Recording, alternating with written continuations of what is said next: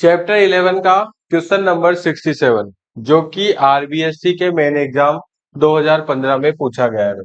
क्या है देखो question, give the value of total resistance and total current flowing in the given circuit. पहले तो आपको देखो टोटल रेजिस्टेंस कैलकुलेट करना है और फिर टोटल करंट भी हमारे को क्या करना है इसमें कैलकुलेट करना है। तो सबसे पहले तो देखो जो रेजिस्टेंस दे रखे हैं चार, हम उनको क्या कर लेते हैं, नेमिंग कर लेते हैं R1 R2 R3 और R4। ठीक है, अब आप देखोगे तो R1 R2 काय में है, सीरीज कॉम्बिनेशन में है, और R3 R4 भी काय में है, सीरीज कॉम्बिनेशन में। लेकिन इन दोनों का जो आंसर आएगा वो दोनों काय में है, पैरेलल कॉम्बिनेशन में है। तो इसको देखो किस तरीके से करेंगे हम लोग।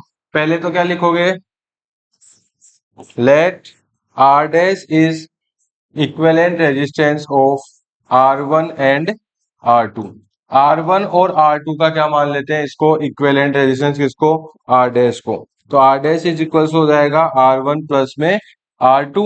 ठीक है, R1 प्लस R2 यानी कितना, 2 प्लस 2 कितना हो जाएगा, 4 ओम इसका रेजिस्टेंस हो जाएगा, किसका, R डैश का।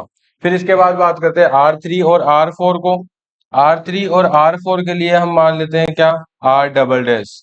तो ये हो जाएगा क्या, R3 प्लस में R4, ये भी कितना, 2 प्लस 2 कितना हो जाएगा, 4 ओम। यानी कि R डैश और R डबल डैश दोनों कितने आ गए, 4 ओम का आंसर आ गया हमारा। अब इसके बाद में अगर हम बात करें टोटल रेजिस्टेंस की, तो दोनों पैरेलल कॉम्बिनेशन में है, R डैश, ये वाला R डैश और ये R डबल डैश, दोनों कौन से कॉम्बिनेशन में है, पैरेलल में। तो 1/R is equal to 1/R dash plus में 1/R डबल डैश। तो दोनों की value 1/R is equal to 1/4 plus में 1/4।